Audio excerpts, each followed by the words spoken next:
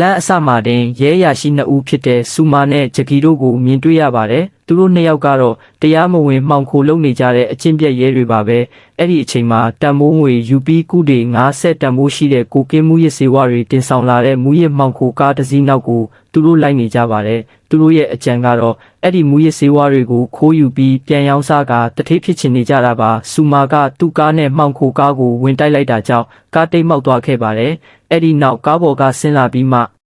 အောင်ခိုသမားတွေကိုတယောက်ချင်းလိုက်တက်ပါတော့တယ်။အဲ့ဒီလိုလိုက်တက်နေတော့လူတယောက်ကဆူမာရဲ့မျက်နှာဖုံးကိုဆွဲခွာလိုက်မိတဲ့အတွက်ဆူမာဟာရဲအရာရှိမှန်းသိသွားပြီးအဲ့ဒီလူလဲကြောက်ပြီးထွက်ပြေးပါတော့တယ်။ဆူမာကလိုက်ဖမ်းပေမဲ့အဲ့ဒီလူလွတ်မြောက်သွားခဲ့ပါတယ်။ဆူမာနဲ့ဂျကီတို့လည်းကိုကင်းအိတ်ပါတဲ့အိတ်ကိုရသွားခဲ့ကြပါတယ်။ဒါပေမဲ့တိုက်ခိုက်ရင်းနဲ့ဆူမာတယောက်ဓာတ်တန်ရာရသွားခဲ့တာကြောင့်အိမ်ကိုပြန်ပြီးဒဏ်ရာကိုဆေးထက်ကအနာကပ်ပလာစတာကတ်လိုက်ပါတယ်။အဲ့ဒီနောက်အိပ်ပျော်နေတဲ့သူ့သားလေးစီကိုသွားပါတယ်။ဒါကိုကြည့်ရင်ဆူမာဟာတားဖြစ်သူကိုကောင်းကောင်းဂရုမစိုက်နိုင်တဲ့တာဝန်မဲ့တဲ့ဖေဖေတယောက်မှန်းသိတာပါတယ်။နောက်တနေ့မနက်မှာတားဖြစ်သူအာတာဘာနိုးလာပြီးဗိုက်စာနေပြီလို့ပြောတာနဲ့ဆူမာလည်းစားတောက်ဆိုင်ကိုခေါ်သွားခဲ့ပါတယ်။အာတာဘာကသူတို့ကိုဘာလို့ဟိုတယ်ကိုခေါ်လာတာလဲလို့မေးတော့ဆူမာကအလဲပတ် holiday ထွက်ချင်လို့ခေါ်လာတာပါလို့လိန်ပြောလိုက်ပါတယ်။တကယ်တော့ဆူမာကသူ့ရဲ့တိတ်တဆိတ်အစီအစဉ်တစ်ခုကိုအကောင့်ထဲဖော်ဖို့ဒီကိုခေါ်လာခဲ့တာဖြစ်ပြီးတားဖြစ်သူကိုဘာမှကြိုးမပြောထားပါဘူး။အာတာဘာကသူ့ဖေဖေဟာတကယ်ကိုတာဝန်ယူမှုမရှိတဲ့သူပါလားသူ့အပေါ်ဘလို့မှဂရုမစိုက်ဘူးလို့ထင်မြင်ပြီးစိတ်ကောက်ကထွက်သွာ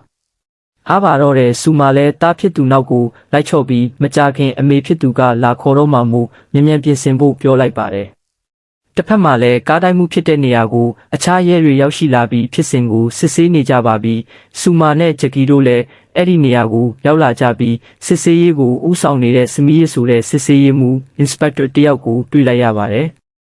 အဲ့ဒီနောက်ဆူမာရဲစခန်းကိုရောက်သွားတဲ့အချိန်မှာသူ့ရဲ့ဇနီးဟောင်းရီယာရောက်လာပြီးတားဖြစ်သူကိုအခုထိသူမစီမပို့သေးတာကြောင့်ဘယ်မှာလဲလို့လှမ်းမေးပါတယ်ဆူမာကလည်းဟိုတယ်မှာပဲထားခဲ့တယ်လို့ပြောလိုက်ပါတယ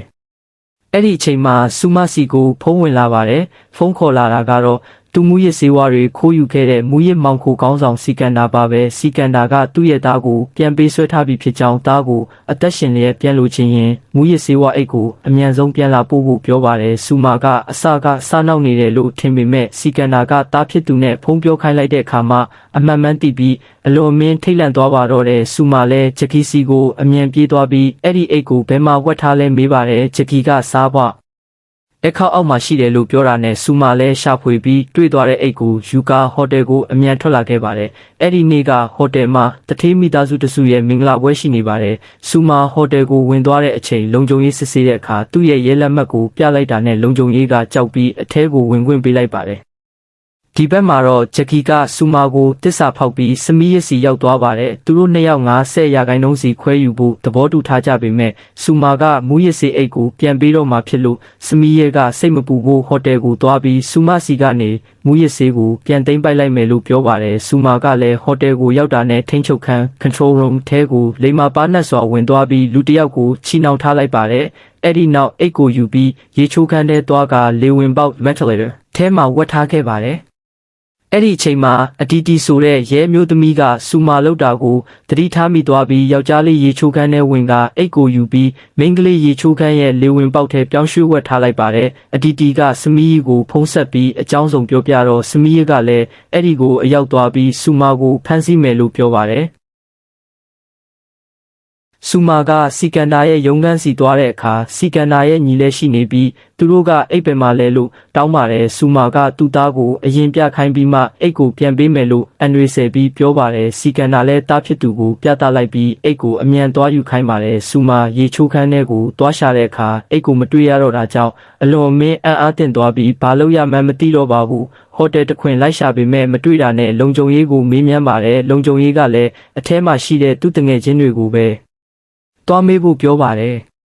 ်အဲ့ဒီအချိန်မှာအတီတီလည်းရောက်နေပြီဆိုတာဆူမာသဘောပေါက်သွားပါတယ်ပြီးတော့ဂျကီကိုဖုံးဆက်ပြီးတနက်တလက်ပါယူလာခဲ့ဖို့ပြောပါတယ်စမီးကလည်းမိန်းကလေးရေချိုးခန်းထဲကနေမူရစ်စေအိတ်ကိုယူသွားပြီးသူ့ကားထဲမှာတင်စီလိုက်ပါတယ်ဂျကီကိုတော့အိတ်ကိုအမြန်ရှာနေပါတယ်လို့လိန်ပြောလိုက်ပါတယ်စီကန်တာကလည်းအခြားသူတယောက်ကိုပစ္စည်းသွားပေးဖို့စောင့်ဆိုင်းနေပြီးသူ့ရဲ့လူတွေလည်းရောက်နေပါပြီဆူမာကဟိုတယ်မီးဖိုချောင်းထဲကိုဝင်ပြီးအိတ်ကိုလိုက်ရှာပေမဲ့မတွေ့ပါဘူးအဲ့ဒီအချိန်မှာလူတယောက်ထွက်ပြဒီနေတာကိုတွေ့လို့တားမြစ်မေးမြန်းပါတယ် အဲ့ဒီလူကအခန်းကမပေးနိုင်လို့ပိုင်ရှင်ကရဲခေါ်ပြီးဖမ်းခိုင်းတော့မှဖြစ်လို့ကြောက်ပြီးပြေးရတာပါလို့ပြောပါတယ်။ဆူမာလည်းစဉ်းစားမိပြီးအဲ့ဒီလူကိုဖမ်းဆီးဟန်ဆောင်ကတူလောင်ခန်း store room ထဲခေါ်သွားပါတယ်။တူလောင်ခန်းထဲမှာဆူမာကရှင်တို့အသက်ဆက်ရှင်ခြင်းရင်ငါမာယာကိုကူလုပ်ပေးဖို့ပြောပါတယ်။ဂျုံမုတ်အထုပ်နှစ်ရ50ဂရမ်နဲ့ရေဘူးကိုတုံးပြီးမူရင်းမှုရစ်စေးအိတ်နဲ့ပုံစံတူအတူတစ်ခုကိုဖန်တီးလိုက်ပါတယ်ပြီးတော့အညိုရောင်အိတ်ထဲကိုအဲ့ဒီဂျုံမုတ်အထုပ်တွေထည့်ပြီးစစ်ကိုတေချာပိတ်ကစီကန်ဒါစီတွားပို့ပါတယ်။ဆူမာကစီကန်ဒါစီကိုအိတ်သွားပေးပြီးတာနဲ့ဒီနေရာမှာရဲတွေဝင်ဖမ်းဖို့သတင်းပေးထားတယ်လို့တတိပေးလိုက်ပါတယ်။စီကန်ဒါရဲ့လူတွေလည်းလန့်သွားကြပြီးဆူမာကသူ့ရဲ့ရဲလက်မှတ်ကိုပြကသူတို့နဲ့ပူးပေါင်းခြင်းအောင်ဆောင်ပြပါတယ်ပြီးတော့သူခေါ်လာတဲ့ဟိုတယ်ဝန်ထမ်း3ယောက်ကိုလည်းရဲတွေရောက်လာပြီလို့အော်ခိုင်းပြီးအားလုံးထွက်ပြေးကြပါတယ်စီကန်နာလူတွေကားပေါ်ရောက်ပြီးဆေးအိတ်ကိုစစ်ဆေးကြည့်တဲ့အခါမှာကိုကင်းမဟုတ်ပဲဂျုံမုံတွေဖြစ်နေတာကိုသိလိုက်ရပြီးအကြီးကျယ်ဒေါသထွက်သွားကြပါတော့တယ်ဒီဘက်မှာအတီတီနဲ့စမီတို့ကဆူမာကိုဝိုင်းဖမ်းကြပေမဲ့ဆူမာကလိမ္မာပါနဲ့စွာလွတ်မြောက်သွားပါတယ်ဟာနစ်ဆိုတဲ့နောက်လူတစ်ယောက်ကလည်းစီကန်နာနဲ့ရန်ဖြစ်ကြပြီးဘာလို့လိန်ညာရတာလဲလို့စောတကတက်ကြပါတယ်ဆူမာကတော့ရေချိုးခန်းထဲမှာလူဆိုးတစ်ယောက်ကကောင်းမလေးတစ်ယောက်ကိုအနိုင်ကျင့်နေတာကိုတွေ့သွားပြီးဝင်ရောက်ရိုက်နှက်ကအဝတ်စားခြင်းလဲလှယ်ပြီးရှေ့ကိုဆက်သွားပါတယ်။ဆူမာကပထမထပ်ကိုတက်ပြီးတားဖြစ်သူကိုခေါ်ဖို့လုပ်ပေမဲ့စီကန်နာကသူ့ညီကိုဖုံးဆက်ပြီးကလေးကိုမလွတ်ပေးဖို့တားမြစ်လိုက်ပါတယ်။ဆူမာလည်းတားဖြစ်သူရဲ့လက်ကိုဆွဲပြီးထွက်ပြေးဖို့လုပ်ပေမဲ့စီကန်နာညီကကလေးကိုပြန်ဆွဲထုတ်သွားပြီးဝိုင်းရံပိတ်ဆို့လိုက်ပါတယ်။ဆူမာလည်းတယောက်ချင်းပြန်လဲတိုက်ခိုက်ပါတယ်။ကလေးကိုအခန်းထဲမှာတုတ်ခတ်ထားလိုက်ပြီးစီကန်နာကအာတာဘာကိုချင်းချောက်ပါတယ်။မင်းဖေကကိုကင်းကူတွေ50ဖိုးယူထားပြီးပြန်မပေးရင်မင်းရဲ့ခန္ဓာကိုယ်ကိုအပိုင်းပိုင်းဖြတ်ပစ်မယ်လို့ကြောက်စရာကောင်းအောင်ပြောပါတယ်အပြင်ဘက်မှာတော့ဆူမာကအတီတီကိုလိမ္မာပါနဲ့စွာချင်းကပ်ပြီးသူ့ကိုအထူးကိုယ်စားလှယ်အေဂျင့်တယောက်အနေနဲ့ဝင်ရောက်စုံစမ်းနေတာဖြစ်ကြောင်းစမီးရကရာဇဝတ်သားတွေနဲ့ပူးပေါင်းနေတဲ့အကျင့်ပြည့်ရေးဖြစ်ကြောင်းရှင်းပြပါတယ်တားဖြစ်သူအန္တရာယ်ရှိနေတာကြောင့်အကူအညီတောင်းခံရအတီတီလည်းသဘောပေါက်လက်ခံသွားပါတယ်အဲ့ဒီနောက်ဆူမာနဲ့စမီးတို့ထပ်တွေ့ပြီးရန်ဖြစ်ကြရာဆူမာကစမီးကိုအပြင်းထန်ထိုးချိတ်ကဖုန်းနဲ့ကားတော့ကိုယူပြီးထွက်ပြေးသွားပါတယ်ဂျကီနဲ့အဖွဲလည်းနောက်ကနေလိုက်လံပစ်ခတ်ကြပါတယ်ဇလန်းဆက်သွားတဲ့အခါစမီးကဂျကီတို့နဲ့ပူးပေါင်းနေတာကိုဖုန်း message နဲ့အတန်ဖိုင်တွေကနေတဆင့်အတီတီနဲ့အခြားသူတွေသိရှိသွားကြပါတယ်ဂျကီနဲ့ဟာနစ်တို့အပြန်အလှန်ပစ်ခတ်မှုတွေဖြစ်ပြီးနှစ်ဦးစလုံးဒဏ်ရာပြင်းထန်စွာရသွားကြပါတယ်ဆူမာလည်းစမီးရဲ့ဖုန်းကနေအတန်ဖိုင်ချက်လက်တွေကိုရရှိသွားပြီးစမီးရဲ့ဟာရာဇဝတ်ကောင်တွေနဲ့ပူးပေါင်းနေတဲ့တရက်ခန့်အစစ်မှန်အတည်ပြုနိုင်သွားပါတယ်နောက်ဆုံးမှာတော့ဆူမာကတားဖြစ်သူကိုကယ်ထုတ်နိုင်ခဲ့ပြီးစမီးရဲ့ရဲကားနဲ့ထွက်ပြေးပါတယ်စမီးရနဲ့စီကန်နာတို့လည်းအချင်းချင်းတစ္ဆာဖောက်မှုတွေနဲ့နောက်ဆုံးမှာရဲတွေရဲ့ဖမ်းဆီးမှုကိုခံကြရပါတယ်။စမီးကအတီတီကိုရောစီကန်နာကိုပါတနက်နဲ့ပြစ်တက်လိုက်ပါတယ်။ဒါပေမဲ့အတီတီကလက်မောင်းမှာပဲဒဏ်ရာရပြီးအသက်ရှင်လျက်ကြံရစ်ခဲ့ကရဲတွေကိုအမှန်တရားအလုံးပြောပြလိုက်တာကြောင့်စမီးရတယောက်အဖမ်းခံရပါတော့တယ်။သွေးထွက်လွန်နေတဲ့ဆူမာတယောက်ကားမောင်းရင်မူးဝေလာတာကြောင့်အာတာဘာကလူတယောက်စီကအကူအညီတောင်းပြီးဆေးရုံပို့ပေးခဲ့လို့အသက်ဘေးကလွတ်မြောက်သွားပါတယ်။ရက်အနှဲငယ်ကြာလို့ဆေးရုံကဆင်းတဲ့အခါရီယာနဲ့သူမရဲ့လက်ထပ်ထားတဲ့ယောက်ျားဖြစ်သူတို့ရောက်လာကြပါတယ်။ဆူမာကသူတို့နဲ့အတူလိုက်သွားရင်တားဖြစ်သူကဒီတစ်ခေါက်အလဲပတ်ကိုသူ့ဖေဖေနဲ့ပဲသွားချင်တယ်လို့ပြောတာကြောင့်မိခင်ဖြစ်သူအံ့အားသင့်သွားပါတယ်။အဲ့ဒီနောက်အတီတီရောက်လာပြီးမူရစ်ဆေး3ကီလိုကပျောက်ဆုံးနေသေးကြောင်းစုံစမ်းစရာရှိသေးလို့ရဲစခန်း